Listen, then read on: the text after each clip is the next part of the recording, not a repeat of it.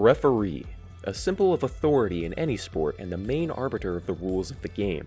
Their job is often a thankless one, filled with constant pressure, little margin for error, and abuse from players and fans alike. 3 errors. Oh my goodness.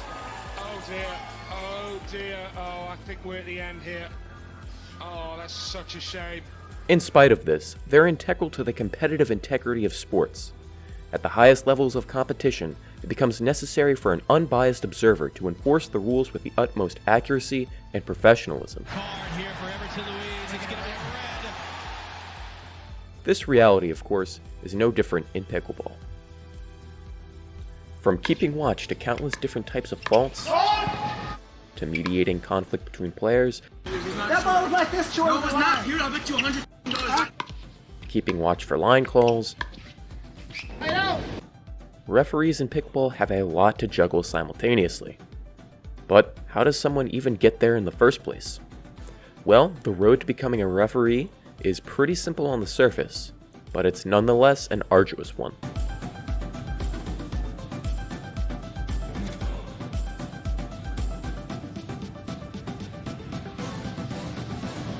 USA Pickleball uses what they call the Tiered Referee Rating System, TTR for short, to categorize the 4 different levels of referees in their certification program.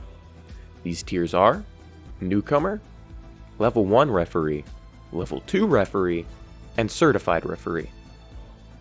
Now there are plenty of distinctions between all of these tiers, but before we get to that, let's look at the bare minimum of what we need to get started.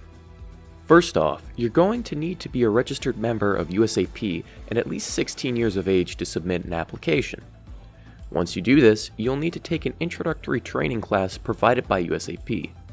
This should include an overview of your responsibilities as a future referee, line judge training, and solidifying your understanding of the USA Pickleball/IFP official rulebook. Now, this part of your training would ideally be completed with a local referee trainer affiliated with USAP. However, it is possible for you to be self-trained with online resources. The bottom line is, you're acquiring the knowledge you need to start doing pretty much everything expected of a pickleball referee in a more broad sense. So, you've completed your initial training? Congratulations! You aren't out of the newcomer tier quite yet, though. You're still going to need to practice and hone your skills a bit. It's recommended that you start refereeing rec games, especially singles. Also, if the opportunity arises, you should be looking to volunteer your time as an unpaid referee or line judge at tournaments. Here, you'll be able to shadow other certified referees and learn on the job. Of course, while you're doing this, keep in regular contact with a trainer or other certified referee to gain their insights and ensure that you're continuing to improve. There are many different online training sessions conducted in the refereeing world as well, so be sure to tune into those too. Whew. That's a lot of hard work for an unpaid, uncertified newcomer. It's okay though, because if you manage to power past all that, you'll find yourself in a formal assessment of your skills as a referee. You'll of course need to have 20/20 vision and ace the assessments you go through with a certified referee. During your assessment, you'll be taking on the duties of officiating matches, looking for faults, keeping score, and so on. There may be some intentional tricks thrown in there by your certified referee to see if you can catch specific faults or infractions, but essentially, you're just being judged by how efficiently and accurately you can handle your duties in a normal setting. If you passed your first examination, you'll be moving up in TTR to become a Level 1 referee. This level is your stock standard referee, pretty much. You can officiate matches competently, keep track of score, serve order, and so on. You might still need some assistance here and there, but by and large, you're capable enough to handle yourself. At this level, you'll be allowed to referee amateur, non-medal matches at sanctioned tournaments. If you're really good at your work, you might even be able to make the jump to a Level 2 referee. You'll need to request another official assessment of your skills and, like before, prove that you can accurately and efficiently manage a match. If you pass again, you'll become a Level 2 referee. Here you've got all the fundamentals down to a T, and on top of all that, can handle pretty much any quote-unquote on-court situation. Now, you're clear to officiate amateur medal matches.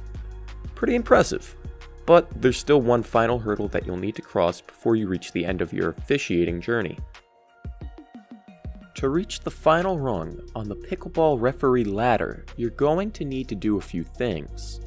First off, you want to get a certified referee to act as your official mentor, as they'll guide you through the process of advancing onwards. When your mentor feels you're ready, you will then undergo advanced training sessions.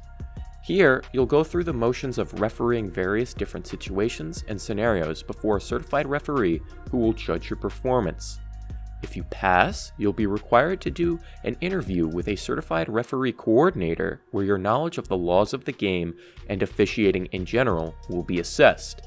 If this goes well, your CRC will notify the USA Pickleball Certified Referee Administrator, and you will then be eligible to apply for certification. After you get the green light from your CRC, you can formally submit an application to USAP. Alongside this, there are a couple of other prerequisites to take note as well.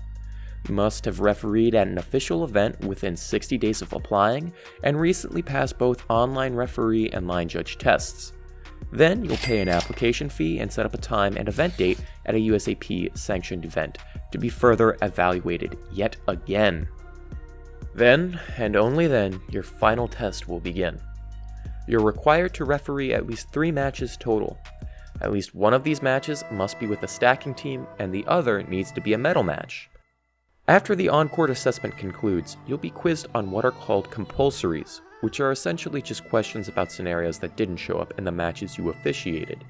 If you demonstrate you can handle yourself on the court and show sufficient depth of knowledge in the compulsory section, you will finally be considered a certified referee by the USAP. Clearly, this whole process is a Goliath task and certainly isn't for the faint of heart. Unfortunately, the conditions most referees face in pickleball aren't exactly glamorous. Costs associated with traveling to events fall entirely on the individual, and the pay per event isn't exactly amazing. Payouts are usually tied to the number of matches refereed, and as of right now, the standard fee is around $15 per match, with some additional bonuses. So, even at pro-level events, certified referees are likely losing a good chunk of money for hours of work that they don't really get properly compensated for. Even so, they persist out of a love for the game and a desire to see it grow. The referees in pickleball we have today are integral pieces in legitimizing the competitive aspect of the sport, and in assisting in the amazing experience Tier 1 level events are able to offer competitors and spectators alike. The hard work, time, and money these individuals invest into the sport today will come to bear fruit in the future, and hopefully will pave the way for future generations of officials, both by making full-time refereeing a financially stable prospect and establishing a precedent of integrity and professionalism in the sport's highest levels. So, in light of all of this, I'd like to say on behalf of the entire pickleball community, thank you refs for your contributions to the game. Thanks for watching.